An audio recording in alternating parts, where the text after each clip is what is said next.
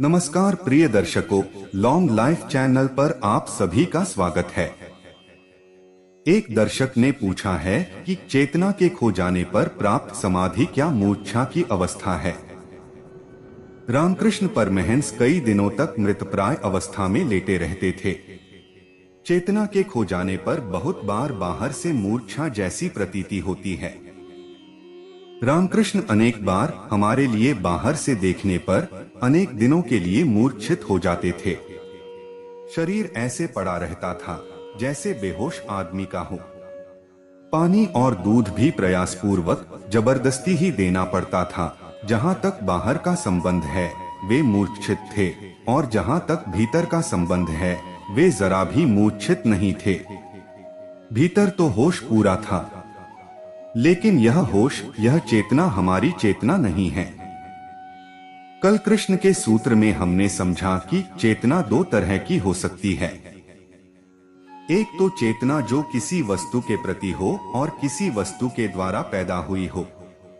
चेतना जो कि किसी वस्तु का प्रत्युत्तर हो।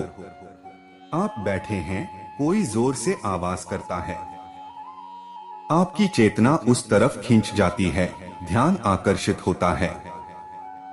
आप बैठे हैं, मकान में आग लग जाए तो सारा जगत भूल जाता है। आपकी चेतना मकान में आग लगी है उसी तरफ खींच जाती है। मकान में आग लगी हो तो आप बहुत चेतन हो जाएंगे, अगर नींद भी आ रही हो तो खो जाएगी।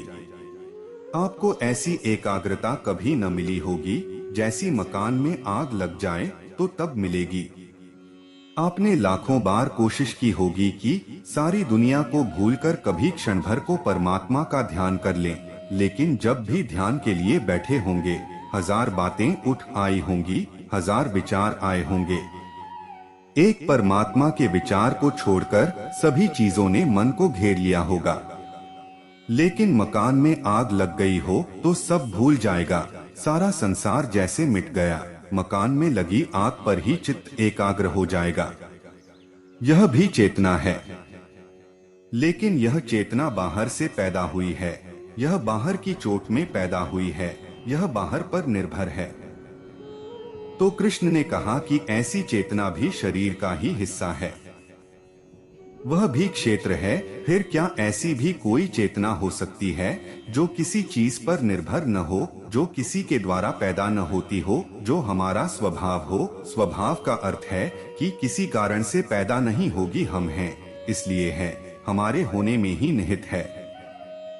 जब कोई आवाज करता है और आपका ध्यान उस तरफ जाता है तो यह ध्यान का जाना आपके होने में निहित नहीं है, यह आवाज के द्वारा प्रतिपादित हुआ है, यह बाई प्रोडक्ट है, यह आपका स्वभाव नहीं है। ऐसा सोचें कि बाहर से कोई भी संवेदना नहीं मिलती, बाहर कोई घटना नहीं घटती, और फिर भी आपका होश बना रहता है। इस चेतना को हम आत्मा कहते हैं। और बाहर से पैदा हुई जो चेतना है वह धारणा है, ध्यान है। कृष्ण ने उसे भी शरीर का हिस्सा माना है। रामकृष्ण जब बेहोश हो जाते थे तो उनकी धृति खो गई, उनका ध्यान खो गया, उनकी धारणा खो गई। अब बाहर कोई कितनी भी आवाज करे तो उनकी चेतना बाहर न आएगी, लेकिन अपने स्वरूप में वे लीन हो गए हैं, अपने स्वरूप में वे परिपूर्ण चैतन्य हैं। जब उनकी समाधि टूटती थी तो वे रोते थे और वे चिल्ला चिल्ला कर कहते थे कि माँ मुझे वापस वहीं ले चल, यहाँ कहाँ तूने मुझे दुख में वापस भेज दिया, उसी आनंद में मुझे वापस लौटा ले। जिसको हम मूर्छा समझेंगे वह उनके लिए परम आनंद था। बाहर से सब इंद्रियां भीतर लौट गई हैं। बाहर जो ध्यान जाता था वह सब वापस लौट गया, जैसे गंगा गंगोत्री में वापस लौट गई। वह जो चेतना बाहर आती थी दरवाजे तक अब नहीं आती, अपने में लीन और घिर हो गई। हमारे लिए तो रामकृष्ण मूर्छित ही हो गए, और अगर पश्चिम के मनोवैज्ञानिकों से पूछें तो वे कहेंगे हिस्टीरिकल है, यह घटना हिस्टीरिया की है। क्योंकि पश्चिम के मनोविज्ञान को अभी भी उस दूसरी चेतना का कोई पता नहीं है।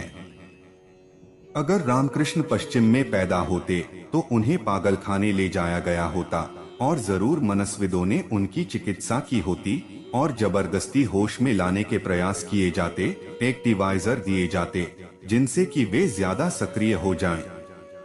इंजेक्शन लगाए जाते, शरीर में 1000 तरह की कोशिश की जाती ताकि चेतना वापस लौट आए। क्योंकि पश्चिम का मनोविज्ञान बाहर की चेतना को ही चेतना समझता है। बाहर की चेतना खो गई तो आदमी मूर्छित है, मरने के करीब है।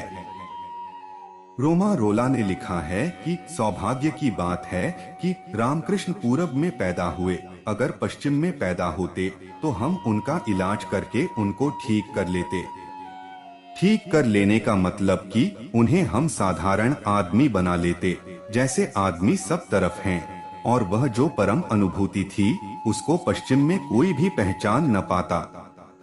पश्चिम का एक बहुत बड़ा विचारक और मनोवैज्ञानिक है R.D. लैंग। R.D. लैंग का कहना है कि पश्चिम में जितने लोग आज पागल हैं वे सभी पागल नहीं हैं। उनमें कुछ तो ऐसे हैं जो किसी पुराने जमाने में संत हो सकते थे, लेकिन वे पागलखानों में पड़े हैं क्योंकि पश्चिम की समझ भीतर की चेतना को स्वीकार नहीं करती। तो बाहर की चेतना खो गई कि आदमी विक्षिप्त मान लिया जाता है। हम रामकृष्ण को विमुक्त मानते हैं। फर्क क्या है? हिस्टीरिया और रामकृष्ण की मूर्छा में फर्क क्या है? जहां तक बाहरी लक्षणों का संबंध है, एक से हैं। रामकृष्ण के मुंह से भी फंसूकर गिरने लगता था, हाथ पैर लकड़ी की तरह जकड़ जाते थे, मुर्दे की भांति वे पड़ जाते थे। हाथ पैर में पहले कंपन आता था जैसे हिस्टीरिया के मरीज को आता है, और इसके बाद वे जड़वत हो जाते थे, सारा होश खो जाता था। अगर उस समय हम उनके पैर को भी काट दें तो उनको पता नहीं चलेगा। यही तो हिस्टीरिया के मरीज को भी घटित होता है। कोमा में पड़ जाता है, बेहोशी में पड़ जाता है, लेकिन फर्क क्या है? इस घटना में ऊपर से देखने में तो कोई फर्क नहीं है, और अगर हम चिकित्सक के पास जाएंगे तो वह भी कहेगा यह भी हिस्टीरिया का एक प्रकार है। लेकिन भीतर से बड़ा फर्क है, क्योंकि हिस्टीरिया का मरीज जब वापस लौटता है अपनी मूर्छा से तो वही का वही होता है जो मूर्छा के पहले था। रामकृष्ण जब अपनी मूर्छा से वापस लौटते हैं तो वही नहीं होते जो मूर्छा के पहले थे। वह आदमी खो गया। अगर वह आदमी क्रोधी था तो अब यह आदमी क्रोधी नहीं है। अगर वह आदमी अशांत था तो अब यह आदमी अशांत नहीं है। अगर वह आदमी दुखी था तो अब यह आदमी दुखी नहीं है। अब यह परम आनंदित है। हिस्टीरिया का मरीज तो हिस्टीरिया की बेहोशी के बाद वैसा का वैसा ही होता है जैसा पहले था, शायद और भी विकृत हो जाता है। बीमारी उसे और भी तोड़ देती है। लेकिन समाधि में गया व्यक्ति नया होकर वापस लौटता है, पुनरुज्जीवित हो जाता है। उसके जीवन में नई हवा और नई सुगंध और नया आनंद फैल जाता है। पश्चिम में वे लक्षण से सोचते हैं, हम परिणाम से सोचते हैं। हम कहते हैं कि समाधि के बाद जो घटित होता है वही तय करने वाली बात है कि समाधि समाधि थी या मूर्छा थी। रामकृष्ण सोने के होकर वापस आते और जिस मूर्छा से कचरा जल जाता हो और सोना निखर आता हो उसको मूर्छा कहना उचित नहीं है। वह जो रामकृष्ण का वासनाग्रस्त व्यक्तित्व था वह समाप्त हो जाता है और एक अभूतपूर्व, एक परम ज्योतिर्मय व्यक्तित्व का जन्म होता है। तो जिस मूर्छा से ज्योतिर्मय व्यक्तित्व का जन्म होता हो उसको हम बीमारी न कहेंगे, उसको हम परम सौभाग्य कहेंगे। परिणाम से निर्भर होगा। रामकृष्ण की बेहोशी बेहोशी नहीं थी, क्योंकि अगर वह बेहोशी होती तो रामकृष्ण का वह जो दिव्य रूप प्रकट हुआ वह प्रकट नहीं हो सकता था। बेहोशी से दिव्यता पैदा नहीं होती। दिव्यता तो परम चैतन्य से ही पैदा होती है, परम होश से ही पैदा होती है। पर हमारे लिए देखने पर तो रामकृष्ण बेहोश हैं, लेकिन भीतर वे परम होश में हैं। ऐसा समझें कि द्वार दरवाजे सब बंद हो गए, जहां से किरणें बाहर आती थीं, होश की इंद्रियां सब शांत हो गईं, और भीतर का दिया भीतर ही जल रहा है, उसकी कोई किरण बाहर नहीं आती, इसलिए हम पहचान नहीं पाते, लेकिन यह बेहोशी बेहोशी नहीं है। अगर फिर भी कोई जिद करना चाहे कि यह बेहोशी ही है, तो यह बड़ी आध्यात्मिक बेहोशी है, और यह शब्द उचित नहीं है। हम तो इसे परम होश कहते हैं, और पश्चिम के मनोविज्ञान को आज नहीं कल यह भेद स्वीकार करना पड़ेगा। इस संबंध में खोजबीन शुरू हो गई है। अभी तक तो फ्रायड के प्रभाव में उन्होंने संतों को और पागलों को एक ही साथ रख दिया था। जीसस के संबंध में ऐसी किताबें लिखी हैं पश्चिम में मनोवैज्ञानिकों ने, जिनमें सिद्ध करने की कोशिश की है कि जीसस भी न्यूरोटिक थे, विक्षिप्त थे। स्वभावत कोई आदमी जो कहता है मैं ईश्वर का पुत्र हूँ, हमें पागल ही मालूम पड़ेगा। कोई आदमी जो यह दावा करता है कि मैं ईश्वर का पुत्र हूँ, हमें पागल मालूम पड़ेगा। या तो हम समझेंगे कि धूर्त है, या हम समझेंगे पाखंडी है, या हम समझेंगे पागल है। कौन आदमी अपने होश में दावा करेगा कि मैं ईश्वर का पुत्र हूँ? जीसस के वक्तव्य पागल के वक्तव्य मालूम होते हैं। लेकिन जो व्यक्ति भी भीतर की चेतना को अनुभव करता है, ईश्वर का पुत्र तो छोटा वक्तव्य है, वह ईश्वर ही है। मंसूर या उपनिषद के ऋषि जब कहते हैं अह ब्रह्मास्मि, हम ब्रह्मा हैं, तो पश्चिम का मनोवैज्ञानिक समझेगा कि बात कुछ गड़बड़ हो गई, दिमाग कुछ खराब हो गया। उनका सोचना भी ठीक है, क्योंकि ऐसे पागल भी हैं। आज पागल खानों में अगर खोजने जाएं, तो बहुत से पागल हैं। कोई पागल कहता है मैं अडोल्फ हिटलर हूँ, कोई पागल कहता है कि मैं बेनिटो मुसोलिनी हूँ, कोई पागल कहता है कि मैं स्टैलिन हूँ, कोई पागल कहता है मैं नेपोलियन हूँ। बर्ट्रैंड रसेल ने लिखा है कि एक आदमी ने बर्ट्रैंड रसेल को पत्र लिखा। बर्ट्रैंड रसेल की एक किताब प्रकाशित हुई, उसमें उसने कुछ जूलियस सीजर के संबंध में कोई बात कही थी। एक आदमी ने पत्र लिखा कि आपकी किताब बिल्कुल ठीक है, सिर्फ एक वक्तव्य गलत है।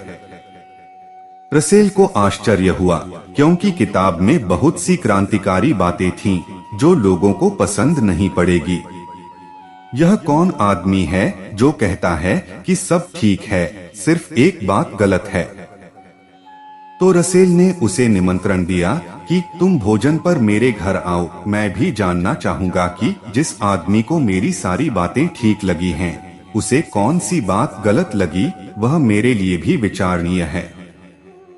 रसेल ने प्रतीक्षा की, सांझ को वह आदमी आया। उसने कहा बाकी किताब बिल्कुल ठीक है, मैं आपकी सब किताबें पढ़ता रहा हूँ, सभी किताबें ठीक हैं, पर एक बात इसमें आपने बिल्कुल गलत लिखी है। रसेल ने बड़ी जिज्ञासा, उत्सुकता से पूछा कि कौन सी बात गलत लिखी है। तो उसने कहा कि आपने किताब में लिखा है कि जूलियस सीजर मर गया है। यह गलत है, जूलियस सीजर को मरे सैकड़ों साल हो गए हैं। रसेल बहुत चौंका कि उसने गलती भी क्या खोजी है कि जूलियस सीजर मर गया है, यह आपने लिखा है, यह बिल्कुल गलत है। तो रसेल ने पूछा आपके पास प्रमाण? उसने कहा कि प्रमाण की क्या जरूरत है, मैं जूलियस सीजर हूँ, मनोविज्ञान कहेगा यह आदमी पागल है। लेकिन मैसूर कहता है मैं ब्रह्मा हूँ, उपनिषद के ऋषि कहते हैं हम स्वयं परमात्मा हैं। रामतीर्थ ने कहा है कि यह सृष्टि मैंने ही बनाई है, ये चांद तारे मैंने ही चलाए हैं। रामतीर्थ से कोई पूछने आया कि सृष्टि किसने बनाई, तो रामतीर्थ ने कहा क्या पूछते हो, मैंने ही बनाई है। निश्चित ही यह स्वर भी पागलपन का मालूम पड़ता है। और ऊपर से देखने पर जो आदमी कहता है मैं जूलियस सीजर हूँ, वह कम पागल मालूम पड़ता है बजाय रामतीर्थ के, जो कहते हैं ये चांद तारे ये मैंने ही इन्हीं अंगुलियों से चलाए हैं, यह सृष्टि मैंने ही बनाई है। ये वक्तव्य बिल्कुल एक से हैं, ऊपर से और भीतर से बिल्कुल भिन्न हैं। और भिन्नता का प्रमाण क्या होगा? भिन्नता का प्रमाण यह होगा कि यह जूलियस सीजर जो अपने को कह रहा है, यह दुखी है, पीड़ित है, परेशान है। इसे नींद नहीं है, चैन नहीं है, बेचैन है। और यह जो रामतीर्थ कह रहे हैं कि जगत मैंने ही बनाया, ये परम आनंद और परम शांति में हैं। ये क्या कह रहे हैं इस पर निर्भर नहीं करता, ये क्या हैं उसमें खोजना पड़ेगा।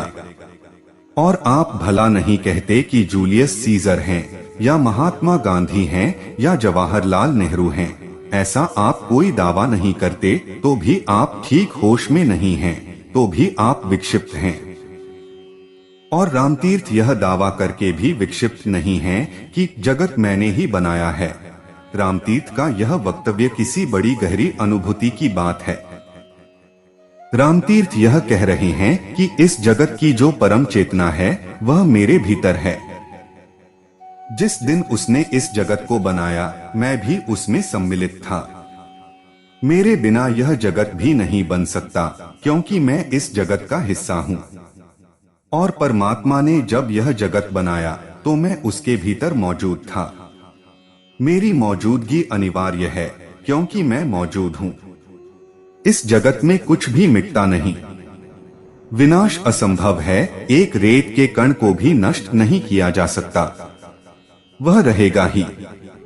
आप कुछ भी करो, मिटाओ, तोड़ो, फोड़ो, कुछ भी करो, वह रहेगा। उसके अस्तित्व को मिटाया नहीं जा सकता। जो चीज अस्तित्व में है वह शून्य में नहीं जा सकती। तो चेतना कैसे शून्य में जा सकती है? मैं हूँ इसका अर्थ है कि मैं था, और इसका अर्थ है कि मैं रहूंगा। कोई भी हो रूप, कोई भी हो आकार, लेकिन मेरा विनाश असंभव है। विनाश घटता ही नहीं। जगत में केवल परिवर्तन होता है, विनाश होता ही नहीं। न तो कोई चीज निर्मित होती है और न कोई चीज विनष्ट होती है। केवल चीजें बदलती हैं, रूपांतरित होती हैं, नए आकार लेती हैं, पुराने आकार छोड़ देती हैं। लेकिन विनाश असंभव है। विज्ञान भी स्वीकार करता है कि विनाश संभव नहीं है। धर्म और विज्ञान एक बात में राजी हैं, विनाश असंभव है। तो रामतीर्थ अगर यह कहते हैं कि मैंने ही बनाया था, तो यह वक्तव्य बड़ा अर्थपूर्ण है। यह किसी पागल का वक्तव्य नहीं है। सच तो यह है कि उस आदमी का वक्तव्य है जो पागलपन के पार चला गया है और जो अब यह देख सकता है अनंत श्रृंखला जीवन की, और जो अब अपने को अलग नहीं मानता है, उस अनंत श्रृंखला का एक हिस्सा मानता है। बाहर से देखने पर बहुत बार पागलों के वक्तव्य और संतों के वक्तव्य एक से मालूम पड़ते हैं, भीतर से खोजने पर उनसे ज्यादा भिन्न वक्तव्य नहीं हो सकते। इसलिए पश्चिम में अगर धर्म की अप्रतिष्ठा होती जा रही है, तो उसमें सबसे बड़ा कारण मनोविज्ञान की अधूरी खोजें हैं। मनोविज्ञान जो बातें कहता है वे आधी हैं और आधी होने से खतरनाक हैं। साधारण आदमी बीच में है। साधारण आदमी से जो नीचे गिर जाता है, पागल हो जाता है। वह भी एबनॉर्मल है, वह भी असाधारण है। साधारण आदमी से जो ऊपर चला जाता है, वह भी एबनॉर्मल है, वह भी असाधारण है। और पश्चिम दोनों को एक ही मान्यता है। साधारण आदमी से नीचे कोई गिर जाए तो पागल हो जाता है, ऊपर कोई उठ जाए तो महर्षि हो जाता है। दोनों असाधारण हैं, दोनों साधारण नहीं हैं। और पश्चिम की यह मूलभूत भ्रांत धारणा है कि साधारण स्वस्थ है। इसलिए साधारण से जो भी हट जाता है वह अस्वस्थ है। तो रामकृष्ण अस्वस्थ हैं, बीमार हैं, पैथोलॉजिकल हैं। उनका इलाज होना चाहिए। हमने जिनकी पूजा की है, पश्चिम उनका इलाज करना चाहेगा। लेकिन पश्चिम में भी विरोध के स्वर पैदा होने शुरू हो गए हैं। और पश्चिम में भी नए मनोवैज्ञानिकों की एक कतार खड़ी होती जा रही है, जो कह रही है कि हमारी समझ में भ्रांति है और हम बहुत से लोगों को इसलिए पागल करार देते हैं कि हमें पता ही नहीं कि हम क्या कर रहे हैं। उनमें बहुत से लोग असाधारण प्रतिभा के हैं। एक बहुत मजे की बात है कि असाधारण प्रतिभा के लोग अक्सर पागल हो जाते हैं। इसलिए पागलपन में और असाधारण प्रतिभा में कोई संबंध मालूम पड़ता है। अगर पिछले 50 वर्षों के सभी असाधारण व्यक्तियों की आप खोजबीन करें तो उनमें से 50% कभी न कभी पागल हो गए। 50% और जो उनमें श्रेष्ठतम है वह जरूर एक बार पागलखाने हो आता है। निजिंस्की या वान गाग या मायाकोवस्की नोबेल प्राइज पाने वाले बहुत से लोग जिंदगी में कभी न कभी पागल होने के करीब पहुंच जाते हैं या पागल हो जाते हैं। क्या कारण होगा? कहीं ऐसा तो नहीं है कि हमारे पागलपन की व्याख्या में कुछ भूल है। असाधारण प्रतिभा का आदमी ऐसी चीजें देखने लगता है जो साधारण आदमी को दिखाई नहीं पड़ती, इसलिए साधारण आदमियों से उसका संबंध टूट जाता है। असाधारण प्रतिभा का आदमी ऐसे अनुभव से गुजरने लगता है जो सबका अनुभव नहीं है। वह अकेला पड़ जाता है। अगर वह आपसे कहे तो आप भरोसा नहीं करेंगे। जीसस कहते हैं कि शैतान मेरे पास खड़ा हो गया और मेरे कान में कहने लगा कि तू ऐसा काम कर। मैंने कहा, हट शैतान। अगर कोई आदमी, आपकी पत्नी, आपका पति आपसे आकर कहे कि आज रास्ते पर अकेला था, शैतान मेरे पास में आ गया और कान में कहने लगा ऐसा कर, तो आप फौरन संदिग्ध हो जाएंगे। फोन उठाकर डॉक्टर को खबर करेंगे कि कुछ गड़बड़ हो गई है। अगर आपके पति ऐसी खबर दें, ऋषि कहते हैं देवताओं से उनकी बात हो रही है। अगर आपकी पत्नी आपसे कहे कि आज सुबह इंद्र देवता से चर्चा हो गई, तो आप क्या करिएगा? दफ्तर जाइएगा? फिर दफ्तर नहीं जाएंगे। आप चिंता में पड़ जाएंगे कि अब बाल बच्चों का क्या होगा, यह स्त्री पागल हो गई। और अगर यह आपकी दृष्टि पत्नी या पति के बाबत है, तो आप कितनी ही बातें करते हो, आप उपनिषद और वेद पढ़कर मान नहीं सकते कि ये बातें ज्ञानियों की हैं। आप कितनी ही श्रद्धा दिखाते हो, वह झूठी होगी, क्योंकि भीतर तो आप समझेंगे कि कुछ दिमाग इनका खराब है। कहाँ देवता, कहाँ देविया, यह सब क्या हो रहा है? रामकृष्ण बातें कर रहे हैं, काली से घंटों उनकी चर्चा हो रही है। अगर आप देख लेते तो आप क्या समझते? आपको तो काली दिखाई नहीं पड़ती, आपको तो सिर्फ रामकृष्ण बातें करते दिखाई पड़ते। तो आप पागलखाने में देख सकते हैं, लोग बैठे हैं, अकेले बातें कर रहे हैं, बिना किसी के, दोनों तरफ से जवाब दे रहे हैं। तो स्वभावत यह ख्याल उठेगा कि कुछ विक्षिप्तता है। विक्षिप्तता में और असाधारणता में कुछ संबंध मालूम पड़ता है, या फिर हमारी व्याख्या की भूल है। असाधारण व्यक्ति ऐसी चीजों को देख लेते हैं जो साधारण व्यक्तियों को कभी दिखाई नहीं पड़ सकती, और ऐसे अनुभव को उपलब्ध हो जाते हैं जिसका साधारण व्यक्ति को कभी स्वाद नहीं मिलता। फिर वे ऐसी बातें कहने लगते हैं जो साधारण व्यक्ति के समझ के पार पड़ती हैं। फिर उनके जीवन में ऐसी घटनाएं होने लगती हैं जो हमारे तर्क, हमारे नियम, हमारी व्यवस्था को तोड़ती हैं। हमारी जिंदगी एक राजपथ है, बंधा हुआ रास्ता है। असाधारण लोग रास्ते से नीचे उतर जाते हैं, पगडंडियों पर चलने लगते हैं और ऐसी खबरें लाने लगते हैं जिनका हमें कोई भी पता नहीं है, जो हमारे नक्शों में नहीं लिखी हैं, जो हमारी किताबों में नहीं हैं, जो हमारे अनुभव में नहीं हैं। पहली बात यही ख्याल में आती है कि इस आदमी का दिमाग खराब हो गया। रामकृष्ण भी पागल मालूम पड़ेंगे। रामकृष्ण ही क्यों, रामकृष्ण जैसे जितने लोग हुए हैं दुनिया में कहीं भी, वे सब पागल मालूम पड़ेंगे।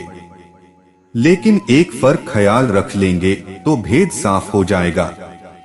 अगर कोई पागलपन आपको शुद्ध कर जाता हो, अगर कोई पागलपन आपको मौन और शांत और आनंदित कर जाता हो, अगर कोई पागलपन आपको जीवन के उत्सव से भर जाता हो, अगर कोई पागलपन आपके जीवन को चिंता और वासना से छुटकारा दिला देता हो, अगर कोई पागलपन आपके जीवन में संसार का जो बंधन है, जो कष्ट है, जो पीड़ा है, जो जंजीरें हैं, उन सब को तोड़ देता हो, तो ऐसा पागलपन सौभाग्य है और परमात्मा से ऐसे पागलपन की प्रार्थना करनी चाहिए। और अगर कोई समझदारी आपकी जिंदगी को तकलीफों से भर देती हो और कोई समझदारी आपकी जिंदगी को पीड़ा और तनाव से घेर देती हो और कोई समझदारी आपकी जिंदगी को कारागृह बना देती हो और कोई समझदारी आपको सिवाय दुख और सिवाय नर्क के कहीं न ले जाती हो, तो परमात्मा से प्रार्थना करनी चाहिए कि ऐसी समझदारी से मेरा छुटकारा हो। यही मैं मूर्छा के लिए भी कहूँगा। कोई मूर्छा अगर आपके जीवन में आनंद की झलक ले आती हो, तो वह मूर्छा चैतन्य से ज्यादा कीमती है। और सिर्फ कोई होश आपको निरंतर तोड़ता जाता हो, तनाव और चिंता से और संताप से भरता हो, तो वह होश मूर्छा से बदतर है। कसौटी क्या है? कसौटी है आपका अंतिम फल, क्या आप हो जाते हैं। ऊपर के लक्षण बिल्कुल मत देखें, परिणाम क्या होता है, अंत में आपके जीवन में कैसे फूल लगते हैं। तो रामकृष्ण के जीवन में जो फूल लगते हैं वे किसी पागल के जीवन में नहीं लगते। रामकृष्ण के जीवन से जो सुगंध आती है वह किसी मूर्छित, कोमा में, हिस्टीरिया में पड़ गए व्यक्ति के जीवन से नहीं आती। उसी सुगंध के सहारे हम उन्हें परमहंस कहते हैं। और अगर उस सुगंध की आप फिक्र छोड़ दें और सिर्फ लक्षण देखें और डॉक्टर से जांच करवा लें, तो वे भी मूर्छित हैं और हिस्टीरिया के बीमार हैं और उनके इलाज की जरूरत है।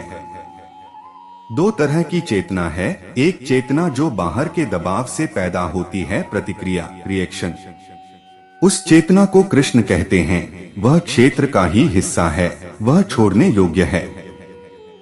एक और चेतना है जो किसी कारण से पैदा नहीं होती, जो मेरा स्वभाव है, जो मेरा स्वरूप है, जो मेरे भीतर छिपी है, जिसका झरना मैं लेकर ही पैदा हुआ हूँ, या ज्यादा उचित होगा कहना कि मैं और उसका झरना एक ही चीज के दो नाम हैं, मैं वह झरना ही हूँ।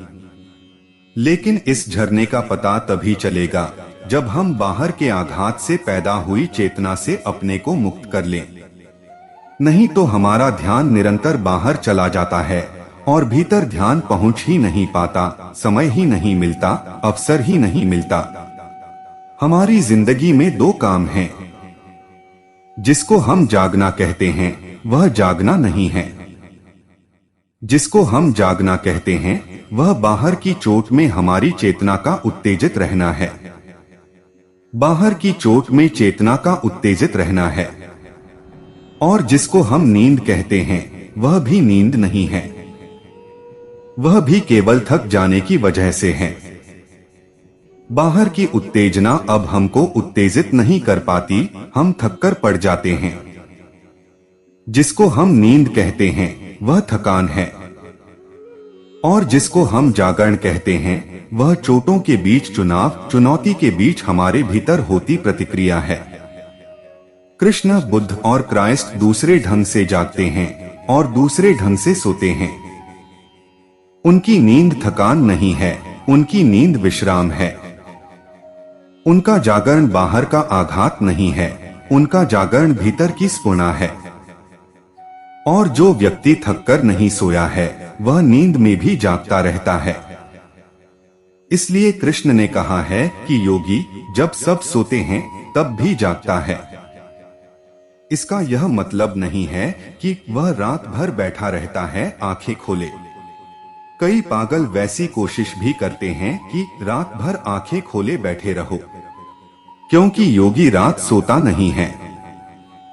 इसलिए नासमझ यह सोचने लगते हैं कि अगर रात न सोए तो योगी बन जाएंगे।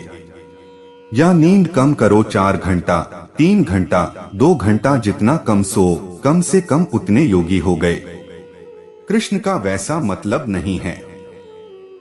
योगी भरपूर सोता है, आपसे ज्यादा सोता है, आपसे गहरा सोता है। लेकिन उसकी नींद शरीर में घटती है, क्षेत्र में घटती है, क्षेत्रज्ञ जागा रहता है। शरीर विश्राम में होता है, भीतर वह जागा होता है। वह रात करवट भी बदलता है तो उसे करवट बदलने का होश होता है। रात उसकी बेहोश नहीं है, और ध्यान रहे उसकी रात बेहोश नहीं है। कृष्ण ने दूसरी बात नहीं कही है, वह भी मैं आपसे कहता हूँ, आपका दिन भी बेहोश है। योगी रात में भी जागता है, भोगी दिन में भी सोता है। इसका यह मतलब नहीं है कि दिन में अगर आप घंटे 2 घंटे सो जाते हो, उससे मेरा मतलब नहीं है। भोगी दिन में भी सोता है, उसका मतलब यह है कि उसके भीतर की चेतना तो जागती ही नहीं, केवल आघात चोट उसको जगाए रखती है। अभी मनस्विद कहते हैं कि जितना शोरगुल चल रहा है दुनिया में, बड़े शहरों में, उसकी वजह से लोग बहरे होते जा रहे हैं। और 100 साल अगर इसी रफ्तार से काम आगे जारी रहा तो 100 साल के बाद शहरों में कान वाला आदमी मिलना मुश्किल हो जाएगा। इतना आघात पड़ रहा है कि कान धीरे धीरे जड़ हो जाएंगे। वैसे अभी भी आप बहुत कम सुनते हैं, और अच्छा ही है। अगर सब सुने जो हो रहा है चारों तरफ तो आप पागल हो जाएंगे। और इसलिए आज नए बच्चे हैं तो रेडियो बहुत जोर से चलाते हैं। धीमी आवाज से चेतना में कोई चोट ही नहीं पड़ती, काफी शोरगुल हो। नए जो संगीत हैं, नए युवक युवतियों के जो नृत्य हैं, वे भयंकर शोरगुल से भरे हैं। जितना शोरगुल हो उतना ही अच्छा, थोड़ा अच्छा लगता है, क्योंकि छोटे मोटे शोरगुल से तो कोई चोट ही नहीं पैदा होगी। तेज चुनौती चाहिए, तेज आघात चाहिए तो थोड़ा सा रस मालूम होता है कि पैदा हो रहा है। लेकिन यह कब तक चलेगा? पश्चिम में उन्होंने नए रास्ते निकाले हैं। केवल चोट से भी काम नहीं चलता तो बहुत तरह के प्रकाश लगा लेते हैं। प्रकाश बदलते रहते हैं तेजी से, बहुत जोर से शोर मचता रहता है। कई तरह के नाच, कई तरह के गीत चलते रहते हैं। एक बिल्कुल विक्षिप्त अवस्था हो जाती है। तब घंटे भर उस विक्षिप्त अवस्था में रहकर किसी आदमी को लगता है कुछ जिंदगी है, कुछ जीवन का अनुभव होता है। हम इतने मर गए हैं कि जब तक बहुत चोट न हो तो जीवन का भी कोई अनुभव नहीं होता। धीमे स्वर तो हमें सुनाई ही न पड़ेंगे, और जीवन के नैसर्गिक स्वर सभी धीमे हैं, वे हमें सुनाई नहीं पड़ेंगे। रात का सन्नाटा हमें सुनाई नहीं पड़ेगा। हृदय की अपनी धड़कन हमें सुनाई नहीं पड़ेगी। आपने कभी अपने खून की चाल की आवाज सुनी है? वह बहुत धीमी है, वह सुनाई नहीं पड़ेगी, लेकिन आवाज तो हो रही है। बकमिनिस्टर फुलर ने लिखा है कि मैं पहली दफा एक ऐसे भवन में गया, एक विज्ञान की प्रयोगशाला में, जो पूर्णरूपेण साउंड प्रूफ थी, जहां कोई आवाज बाहर से भीतर नहीं जा सकती थी। लेकिन मुझे भीतर 2 तरह की आवाजें सुनाई पड़ने लगी। तो मुझे जो वैज्ञानिक दिखाने ले गया था, उससे मैंने पूछा कि यह क्या बात है? आप तो कहते हैं एब्सोल्यूट साउंड प्रूफ है, लेकिन यहाँ 2 तरह की आवाजें आ रही हैं। तो वैज्ञानिक हंसने लगा। उसने कहा, वे आवाजें बाहर से नहीं आ रही हैं, वह आपके खून की चाल की आवाज है। आपका हृदय धड़क रहा है, वह आपने कभी ठीक से सुना नहीं।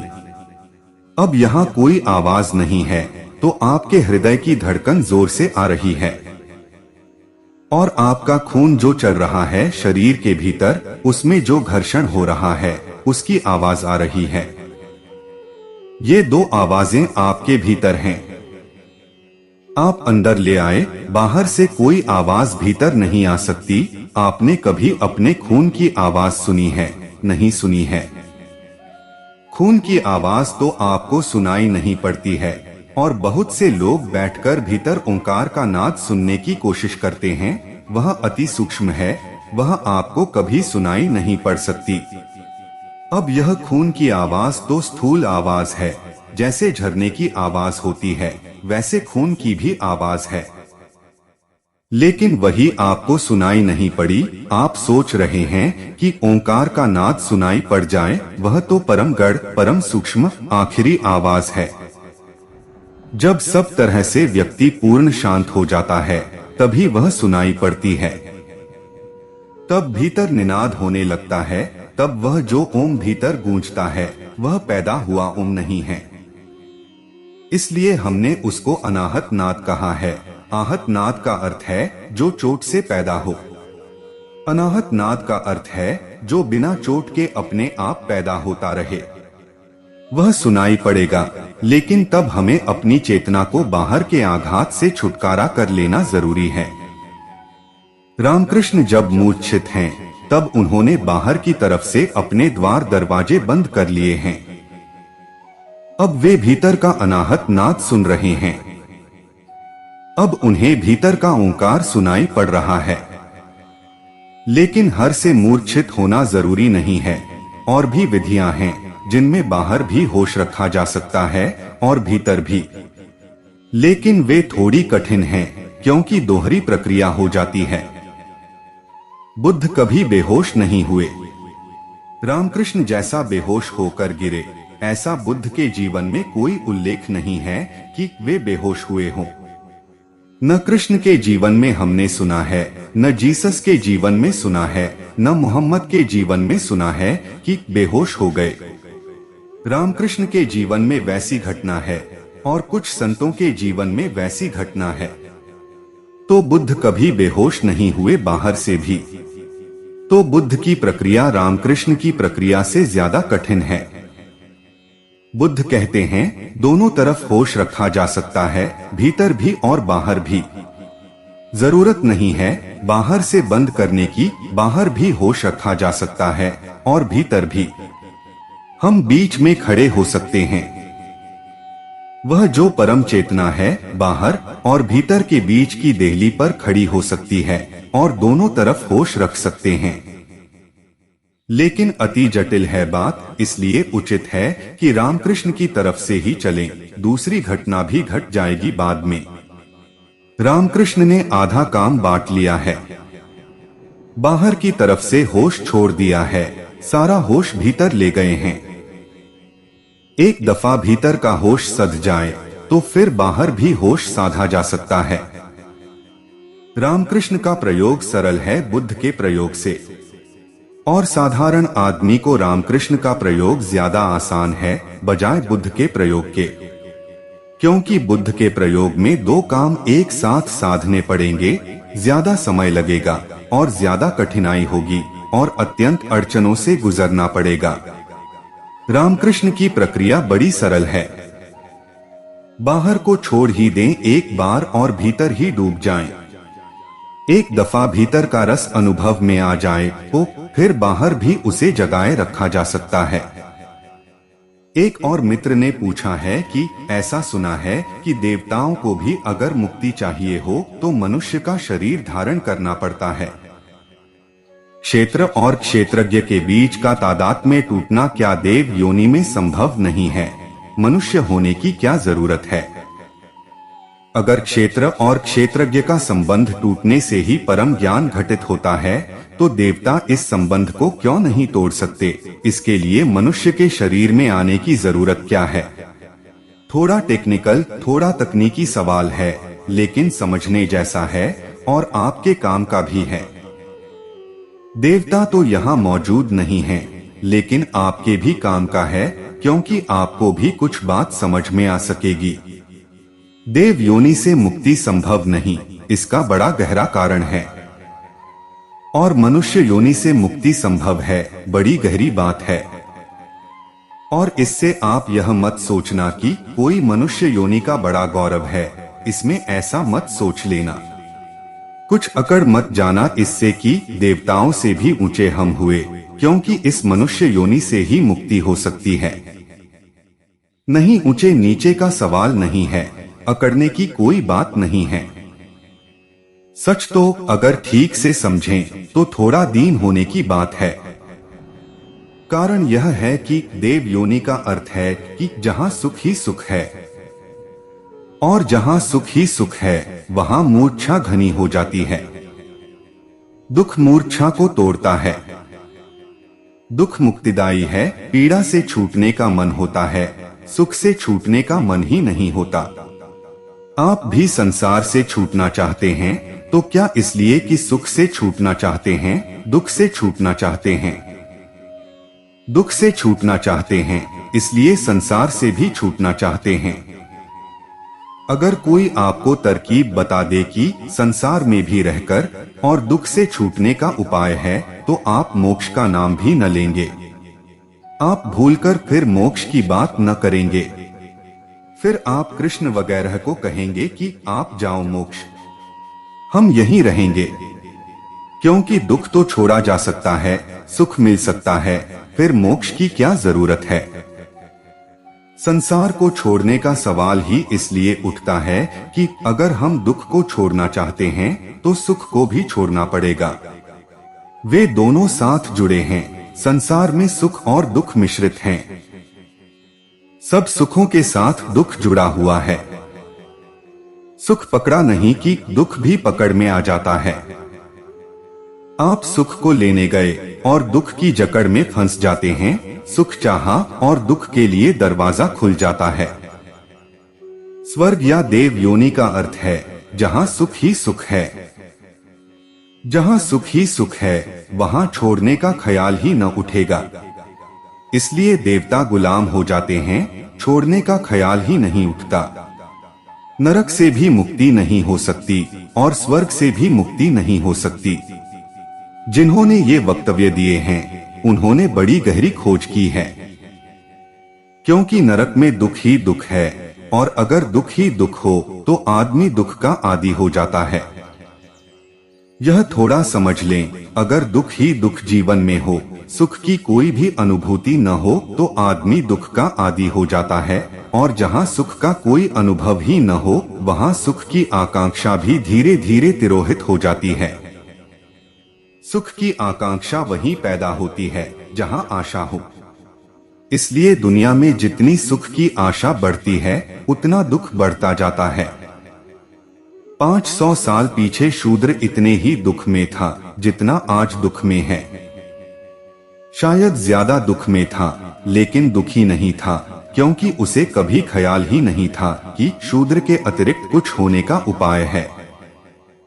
अब उसे पता है, अब आशा खुली है। अब उसे पता है कि शूद्र होना जरूरी नहीं है, वह ब्राह्मण भी हो सकता है। शूद्र होना अनिवार्य नहीं है। अब गांव की सड़क ही साफ करना जिंदगी की कोई अनिवार्यता नहीं है। अब वह राष्ट्रपति भी हो सकता है। आशा का द्वार खुल गया है। अब वह सड़क पर बुहारी तो लगा रहा है लेकिन बड़े दुख से। वहीं वह 500 साल पहले भी बुहारी लगा रहा था लेकिन तब कोई दुख नहीं था, क्योंकि दुख इतना मजबूत था। उसके बाहर जाने की कोई आशा नहीं थी, कोई उपाय नहीं था, इसलिए बात ही खत्म हो गई थी। नरक में कोई साधना नहीं करता और स्वर्ग में भी कोई साधना नहीं करता, क्योंकि नरक में दुख इतना गहन है और आशा का कोई उपाय नहीं है कि आदमी उस दुख से ही राजी हो जाता है। जब दुख आखिरी हो तो हम राजी हो जाते हैं। जब तक आशा रहती है तब तक हम लड़ते हैं। इसे थोड़ा समझ लें। जब तक आशा रहती है तब तक हम लड़ते हैं, और जहां तक आशा रहती है वहां तक हम लड़ते हैं, और जब आशा टूट जाती है हम शांत होकर बैठ जाते हैं। लड़ाई खत्म हो गई। स्वर्ग में भी कोई साधना नहीं करता है, क्योंकि सुख से छूटने का ख्याल ही नहीं उठता। सुख से छूटने का कोई सवाल ही नहीं है। मनुष्य दोनों के बीच में है। मनुष्य दोनों है, नरक भी और स्वर्ग भी। मनुष्य आधा नरक और आधा स्वर्ग है, और दोनों मिश्रित है। वहां दुख भी सघन है और सुख की आशा भी, और हर सुख के बाद दुख मिलता है, यह अनुभूति भी है। इसलिए मनुष्य चौराहा है, उसके नीचे नरक है, उसके ऊपर स्वर्ग है।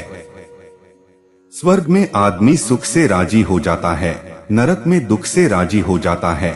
मनुष्य की अवस्था में किसी चीज से कभी राजी नहीं हो पाता। मनुष्य असंतोष है, वह असंतुष्ट ही रहता है। कुछ भी हो, संतोष नहीं होता, इसलिए साधना का जन्म होता है। जहाँ असंतोष अनिवार्य हो, कोई भी स्थिति हो, आप झोपड़े में हो तो दुखी होंगे और आप महल में हो तो दुखी होंगे। आपका होना, मनुष्य का होना ही ऐसा है कि वह तृप्त नहीं हो सकता।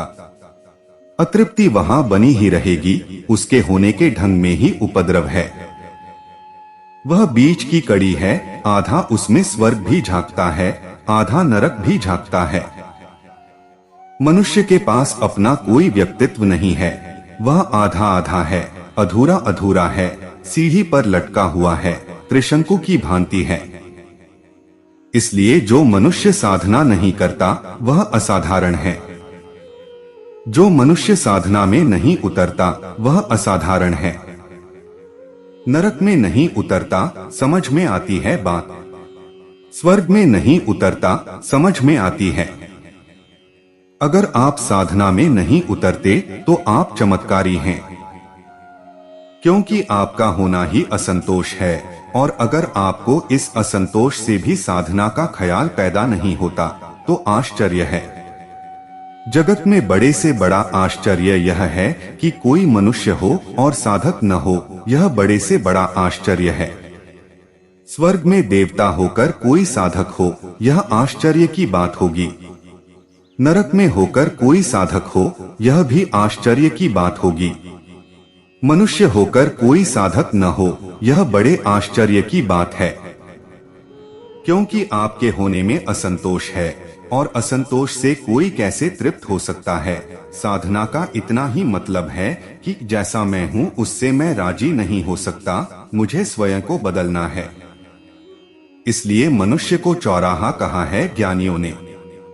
स्वर्ग से भी लौट आना पड़ेगा।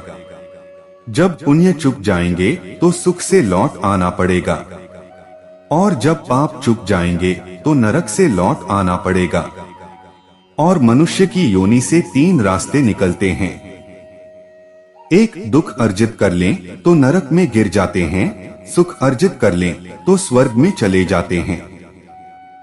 लेकिन दोनों ही क्षणिक हैं और दोनों ही छूट जाएंगे।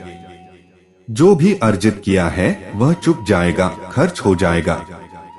ऐसी कोई संपदा नहीं होती जो खर्च न हो, कमाई खर्च हो ही जाएगी। नरक भी चुक जाएगा, स्वर्ग भी चुक जाएगा, जब तक कि यह ख्याल न आ जाए कि एक तीसरा रास्ता और है, जो कमाने का नहीं, कुछ अर्जित करने का नहीं, बल्कि जो भीतर छिपा है उसको उघाड़ने का है। स्वर्ग भी कमाई है, नरक भी।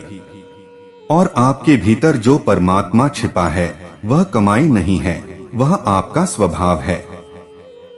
वह मौजूद ही है। जिस दिन आप स्वर्ग और नरक की तरफ जाना बंद करके स्वयं की तरफ जाना शुरू कर देते हैं, उस दिन फिर लौटने की कोई जरूरत नहीं है।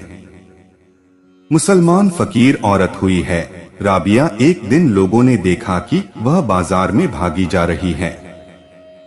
उसके एक हाथ में पानी का एक कलश है और एक हाथ में एक जलती हुई मशाल है। लोगों ने कहा कि राबिया, क्या तू पागल हो गई? शक तो हमें बहुत बार होता था तेरी बातें सुनकर कि तू पागल हो गई है। अब तूने यह क्या किया है? यह क्या खेल नाटक कर रही है? कहाँ भागी जा रही है? और यह पानी और यह मशाल किस लिए? तो राबिया ने कहा कि इस पानी में मैं तुम्हारे नर्क को डुबाना चाहती हूँ और इस मशाल से तुम्हारे स्वर्ग को जलाना चाहती हूँ। और जब तक तुम स्वर्ग और नरक से न छूट जाओ तब तक तुम्हारा परमात्मा से कोई मिलना नहीं हो सकता। अब हम सूत्र को लें। और हे अर्जुन, श्रेष्ठता के अभिमान का अभाव, दंभाचरण का अभाव, प्राणी मात्र को किसी प्रकार भी न सताना, क्षमा भाव, मन वाणी की सरलता, श्रद्धा भक्ति सहित गुरु की सेवा, बाहर भीतर की शुद्धि, अंतकरण की स्थिरता, मन और इंद्रियों सहित शरीर का निग्रह तथा इस लोक और परलोक के संपूर्ण भोगों में आसक्ति का अभाव और अहंकार का भी अभाव एवं जन्म मृत्यु जरा और रोग आदि में दुख और दोषों का बारंबार दर्शन करना, ये सब ज्ञान के लक्षण हैं। कौन है ज्ञानी? क्योंकि कल कृष्ण ने कहा कि ज्ञानी जान लेता है तत्व से इस बात को कि क्षेत्र और क्षेत्रज्ञ अलग हैं। तो जरूरी है अब हम समझ लें कि ज्ञानी कौन है, कौन जान पाएगा इस भेद को, कौन इस भेद को जानकर अभेद को उपलब्ध होगा। तो अब ज्ञानी के लक्षण हैं, एक एक लक्षण पर ख्याल कर लेना जरूरी है। श्रेष्ठता के अभिमान का अभाव शुरू बात, क्योंकि ज्ञान के साथ तत्क्षण श्रेष्ठता का भाव पैदा होता है कि मैं श्रेष्ठ हूँ, दूसरे निकृष्ट हैं, मैं जानता हूँ, दूसरे नहीं जानते हैं, मैं ज्ञानी हूँ, दूसरे अज्ञानी हैं।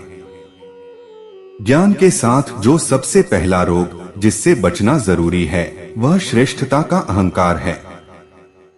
ब्राह्मण की अकड़ हम देखते हैं, अब उसकी कम होती जा रही है क्योंकि चारों तरफ से उस पर हमला पड़ रहा है। नहीं तो ब्राह्मण की अकड़ थी। ब्राह्मण की शक्ल ही देखकर कह सकते हैं कि वह ब्राह्मण है। उसके नाक का ढंग, उसके आंख का ढंग, उसके चेहरे का रूप, चाहे वह भीख मांगता हो लेकिन फिर भी ब्राह्मण पहचाना जा सकता है कि वह ब्राह्मण है। उसकी आंख, उसका श्रेष्ठता का भाव, एक अरिस्टोक्रेसी, एक गहरा आभिजात्य, भीतर मैं श्रेष्ठ हूँ, चाहे वह नंगा फकीर हो, चाहे कपड़े फटे हों, चाहे हाथ में भिक्षा का पात्र हो, इससे कोई फर्क नहीं पड़ता, लेकिन भीतर एक दीप्ति श्रेष्ठता की जलती रहेगी। एक बड़े मजे की घटना घटी है मनुष्य के इतिहास में, और वह यह कि हिंदुस्तान में हमने ब्राह्मण को क्षत्रिय के ऊपर रख दिया था, तलवार के ऊपर ज्ञान को रख दिया था। इसलिए हिंदुस्तान में कभी क्रांति नहीं हो सकी, क्योंकि दुनिया में जब भी कोई उपद्रव होता है उसकी जड़ में ब्राह्मण होता है। कहीं भी हो समझदार ही उपद्रव करवा सकता है, नासमझ तो पीछे चलते हैं। अगर यह पश्चिम में इतनी क्रांति की बात चलती है, मार्क्स को मैं ब्राह्मण कहता हूँ, लेनिन को, ट्राटस्की को ब्राह्मण कहता हूँ। ब्राह्मण का मतलब इंटेलिजेंसिया, वह जो सोचती है, विचारती है। उस सोचने विचारने वाले की श्रेष्ठता को अगर आपने जरा भी चोट पहुंचाई तो वह उपद्रव खड़ा कर देता है, वह फौरन लोगों को भड़का देता है। सिर्फ हिंदुस्तान अकेला मुल्क है जहां 5000 साल में कोई क्रांति नहीं हुई।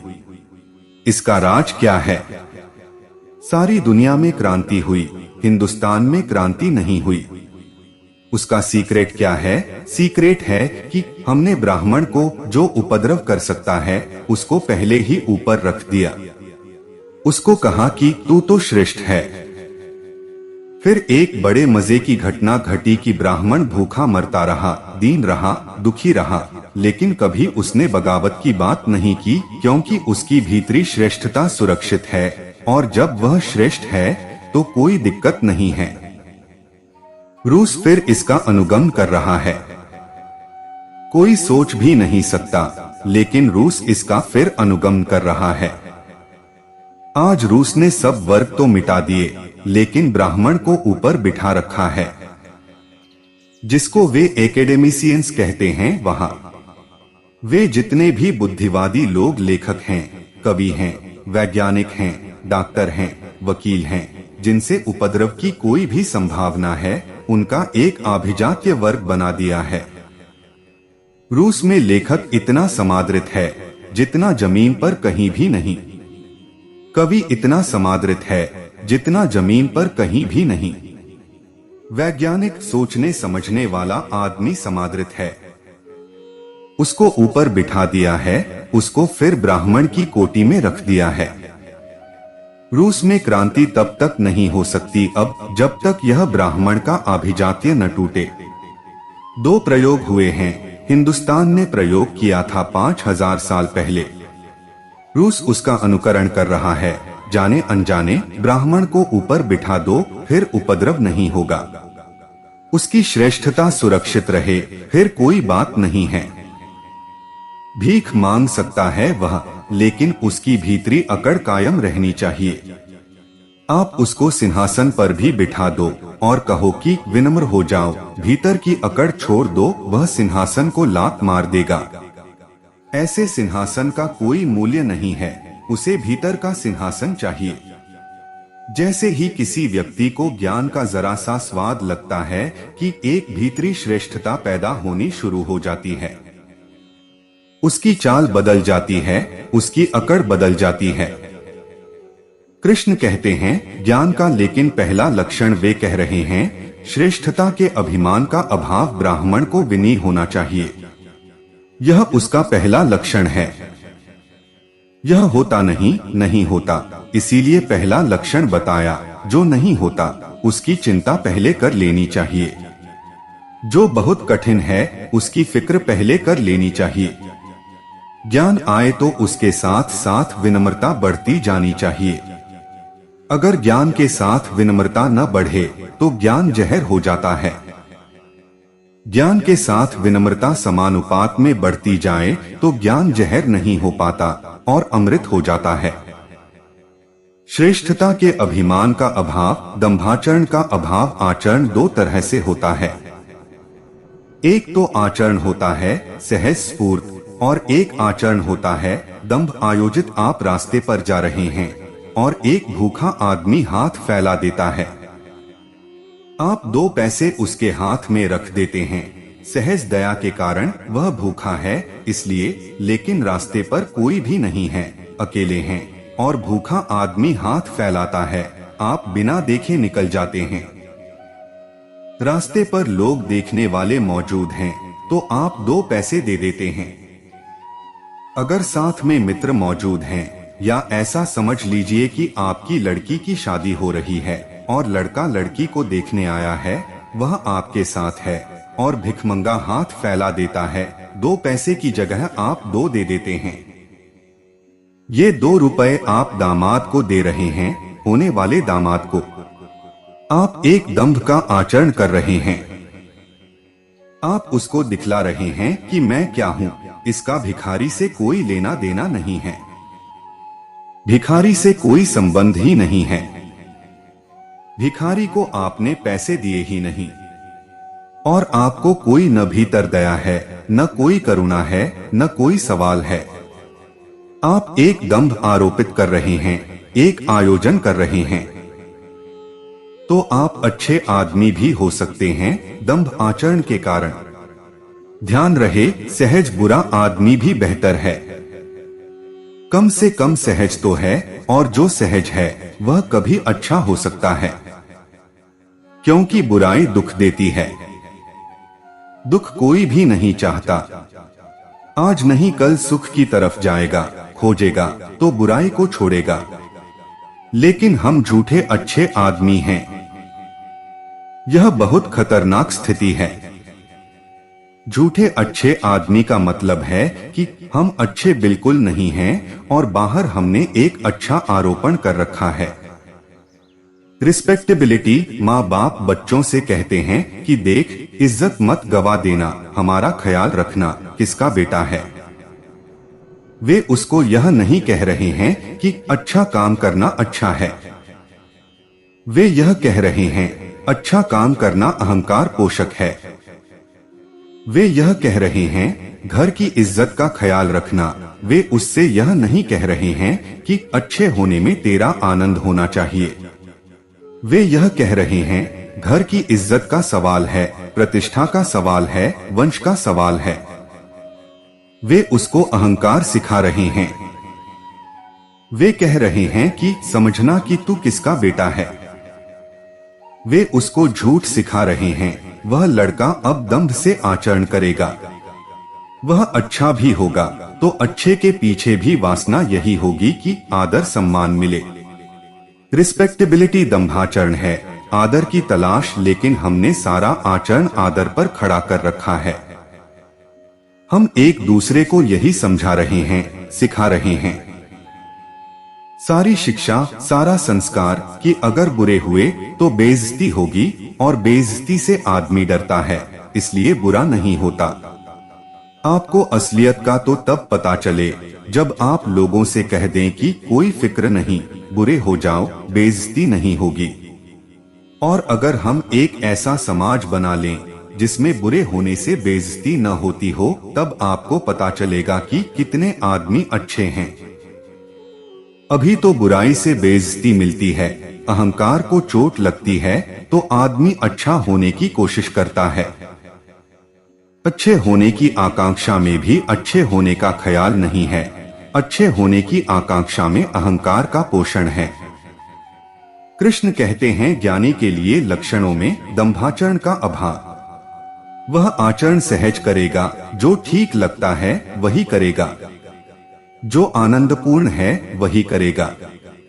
सिर्फ इसलिए कुछ नहीं करेगा कि लोग क्या कहेंगे, लोग अच्छा कहेंगे या बुरा कहेंगे, यह उसकी विचारधारा न होगी। हम तो हर समय यही सोचते हैं कि लोग क्या कहेंगे। लोगों की हमारी फिक्र इतनी ज्यादा है कि अगर मैं आपको कह दूं कि कल सुबह आप मरने वाले हैं, तो जो आपको पहले ख्याल आएगा वह यह है कि मरघट मुझे कौन लोग पहुंचाने जाएंगे। फला आदमी जाएगा कि नहीं, मिनिस्टर जाएगा कि नहीं, गवर्नर जाएगा कि नहीं, मरने के बाद अखबार में मेरी खबर छपेगी कि नहीं, लोग क्या कहेंगे।